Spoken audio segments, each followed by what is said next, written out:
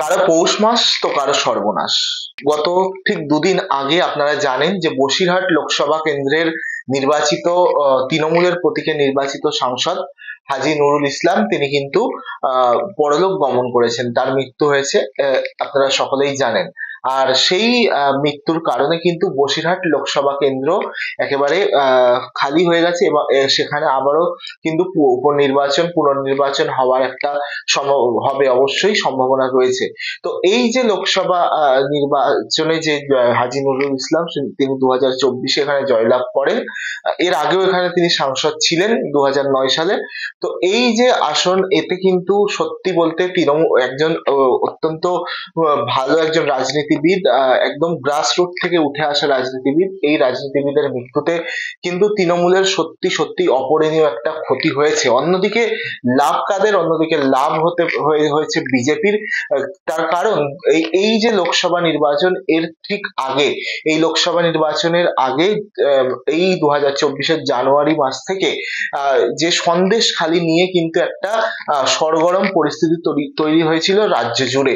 আর সেই সন্দেশখালির যে আন্দোলন, সেই আন্দোলন থেকে একটি মহিলা উঠে এসেছিল, যার নাম হচ্ছে রেখা পাত্র।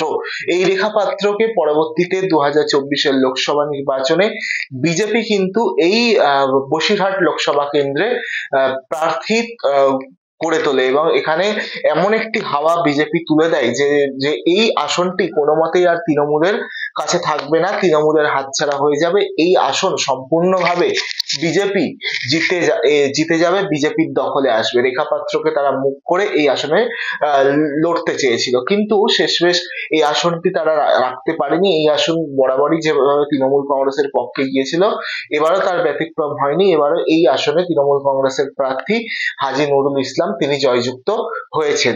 এই হাজী নুরুল ইসলাম 2009 সালে কিন্তু প্রথমবারের জন্য এই বসিরহাট লোকসভা কেন্দ্রে সাংসদ হিসেবে নির্বাচিত হয়েছিল।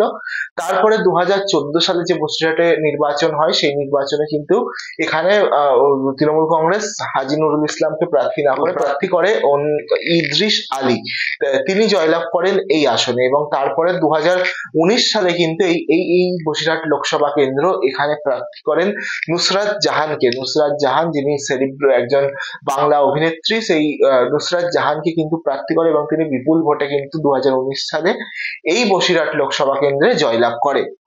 তারপরে 2024 সালে এই যে সন্দেশখালি নিয়ে একটা সরগরম পরিস্থিতির মধ্যেই কিন্তু, যেহেতু ওই লোকসভার অন্তর্গত একটি বিধানসভা সন্দেশখালি, তো স্বাভাবিকভাবে ওই লোকসভা একটি সরগরম পরিস্থিতি ছিল এবং সেই পরিস্থিতির মধ্যে কিন্তু তৃণমূল কংগ্রেসের সুপ্রিমো মমতা বন্দ্যোপাধ্যায় তিনি কিন্তু ভরসা করেন তার সেই পুরনো সৈনিক হাজী নুরুল ইসলামের ওপর এবং তাকেই কিন্তু এই আসনে প্রার্থী করে এবং তিনি কিন্তু ব্যাপক ভোটে একেবারে জয়লাভ করেন এবং বিজেপির রেখা পাত্র তিনি কিন্তু পরাজিত হয়। এই হাজী নুরুল ইসলাম আবার কিন্তু 2021 সালে হাড়োয়া বিধানসভা ও যে নির্বাচন, সেই বসিরহাট লোকসভার অন্তর্গত একটি বিধানসভা হাড়োয়া বিধানসভা, সেই হাড়োয়া বিধানসভায় কিন্তু বিধায়ক মানে প্রার্থী হয় এবং সেখানে বিধায়ক হিসাবে জয়যুক্ত হয়।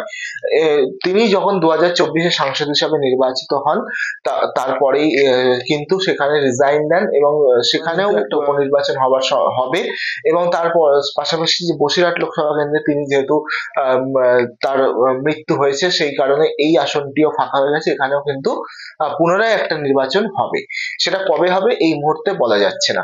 তবে এই যে পুনরায় নির্বাচন, এতে কি আশার আলো দেখছে বিজেপির কি আবারও সেই আগের শখ জেগেছে, আবারও সেই আশা জেগেছে যে আগের বারে নির্বাচনে আমরা রেখা পাত্রকে দিয়ে জিততে পারিনি, আবারও সেই রেখা পাত্রকে মুখ করে বিজেপি কি আবার জিতে যেতে চাইছে বা জিতে যেতে পারে এই বসিরহাট লোকসভা কেন্দ্রটি? এখন সবচেয়ে বড় প্রশ্ন হচ্ছে, বিজেপি কি রেখা পাত্রকেই প্রার্থী করবে নাকি বিজেপি অন্য কোনো প্রার্থীকে তুলে আনবে এই বসিরহাট লোকসভার উপনির্বাচনের জন্য? তবে যারা রাজনীতির বিষয়ে একটু সচেতন, যারা রাজনীতির খবরাখবর সাধারণত রাখেন, তারা জানবেন যে এই রেখা পাত্র ভোটে পরাজিত হবার পর তারপর থেকে আর তাকে সেভাবে কিন্তু সামনে বিজেপির ফ্রন্টে দেখা যায়নি। পরাজিত হওয়ার পর থেকে রেখা পাত্র কিছুটা হলেও ব্যাকফুটে চলে গেছিল, কিন্তু এই যে হাজী নুরুল ইসলামের মৃত্যু এবং তারপরে কিন্তু সংবাদ মাধ্যমে তার তার কিছু বক্তব্য, তার সাথে সংবাদ মাধ্যম যোগাযোগ করলে তিনি কিছু বক্তব্য রাখেন এই হাজী নজরুল ইসলামের মৃত্যু নিয়ে। তিনি কি বক্তব্য রেখেছিলেন সংবাদ মাধ্যমের মুখোমুখি হয়ে শোনাবো আপনাদের। প্রত্যেকটা মৃত্যু তো দুঃখজনক, আর যেহেতু বসিরহাট লোকসভায় ওনার আমার একটা লড়াই হয়েছিল, কিন্তু বসিরহাট বাসী হয়ে আমি ওনার আত্মার শুভকামনা করি, এবং উনি একজন রাজনীতি ক্ষেত্রে একজন রাজনীতিবিদ, এবং ওনার থেকে আমার অনেক রাজনীতি হয়তো শেখার ছিল। উনি এইভাবে চলে গেছে, তার জন্য সত্যি আমরা খুব দুঃখিত আছি।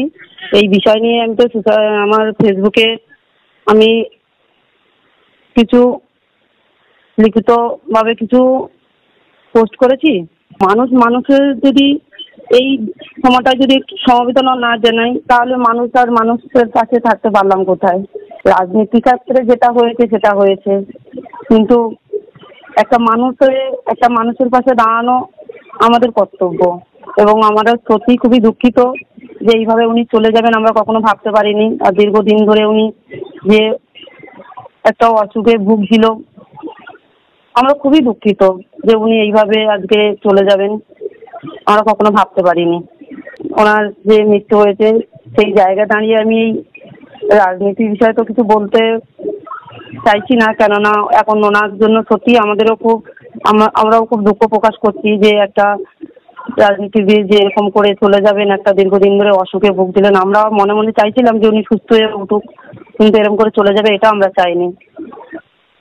বসিরহাটের মানুষ যেমন করে লড়ছে এরকম করেই লড়ুক, নিশ্চয়ই আগামী দিনে তাদের জন্য নিশ্চয়ই আশার আলো আছে, সেটাই বলতে চাইবো।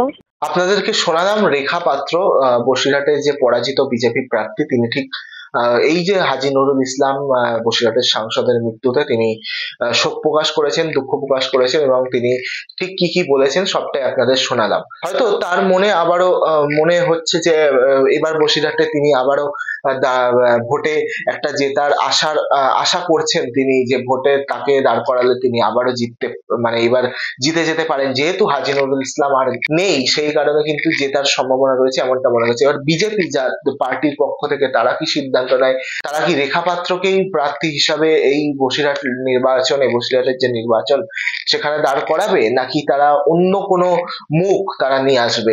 যদিও রেখা পাত্র কেই দাঁড় করানোর একটা সম্ভাবনা, তার কারণ যেহেতু বিজেপির সেইভাবে কিন্তু মুখ বলতে গেলে নেই। তার কারণ কি না, এই যে বিজেপির সেইভাবে যে গ্রাস রুটে একটা সংগঠন, সেই সংগঠন যেমনটা তৃণমূলের রয়েছে, সেই রকম সংগঠনও কিন্তু ঠিক মতো নেই। তো সেই কারণে কিন্তু বিজেপির মুখও সেইভাবে নেই। তো সেক্ষেত্রে রেখা পাত্রের মতো একজন সন্দেশখালী আন্দোলনের মুখ, তাকে দাঁড় করিয়ে যখন বিজেপি জিততে পারলো, সেখানে অন্য কাউকে বসিরহাট লোকসভা নির্বাচন জেতা কিন্তু অনেকটাই টাফ হবে বিজেপির পক্ষ থেকে। এই যে এই রেখা পাত্র কিন্তু জেতার সম্ভাবনা নেই। তার কারণ আমি বলছি, এর কারণ কি? এর কারণ যে 2024 যে মেন যে লোকসভা নির্বাচন হয়, সেই নির্বাচনে একমাত্র সন্দেশখালী বিধানসভা ছাড়া বাকি যে 6টি বিধানসভা রয়েছে লোকসভার অন্তর্গত, সেই বিধানসভাগুলি প্রত্যেকটিতেই কিন্তু তৃণমূলের কাছে পরাজিত হয়েছে বিজেপি লোকসভা ভোটের নিরিখে। আর এই কারণেই কিন্তু বলা যেতে পারে যে এবারও এই বসিরহাট লোকসভা নির্বাচন বিজেপি যাকেই প্রার্থী করুক না কেন, বিজেপি কিন্তু এখানে জেতার সম্ভাবনা অনেকটাই কম। আর এই যে লোকসভা নির্বাচন, এখানে তৃণমূল কংগ্রেসকেও তো প্রার্থী দিতে হবে। তৃণমূল কংগ্রেস কাকে প্রার্থী দেবে?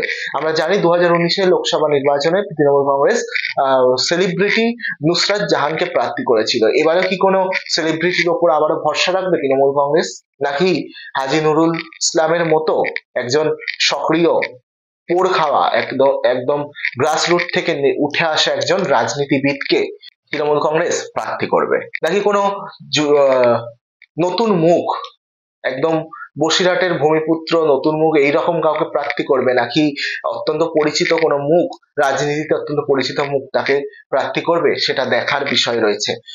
বিজেপি এবং তৃণমূল কাকে প্রার্থী করে সেদিকে আমাদের অবশ্যই নজর থাকবে। তবে আমার ব্যক্তিগত মত, N24 টিভির পক্ষ থেকে আমাদের ব্যক্তিগত মত, বসিরহাট লোকসভা কেন্দ্রে প্রার্থী যদি তমলুকের পরাজিত প্রার্থী দেবাংশু ভট্টাচার্যকে করা হয়, এটা কিন্তু অনেকটাই ভালো হবে আমাদের মনে হয়। তবে সেটা পার্টি দলের সিদ্ধান্ত, তারা যে সিদ্ধান্ত নেবে সেটাই চূড়ান্ত। তবে দেবাংশু ভট্টাচার্য একজন অত্যন্ত ভালো রাজনীতিবিদ, সেক্ষেত্রে দেবাংশু ভট্টাচার্য যদি বসিরহাটের সাংসদ হিসাবে নির্বাচিত হয়, অবশ্যই তিনি ভালো কাজ করবেন, এমনটাই আমাদের মনে হয়।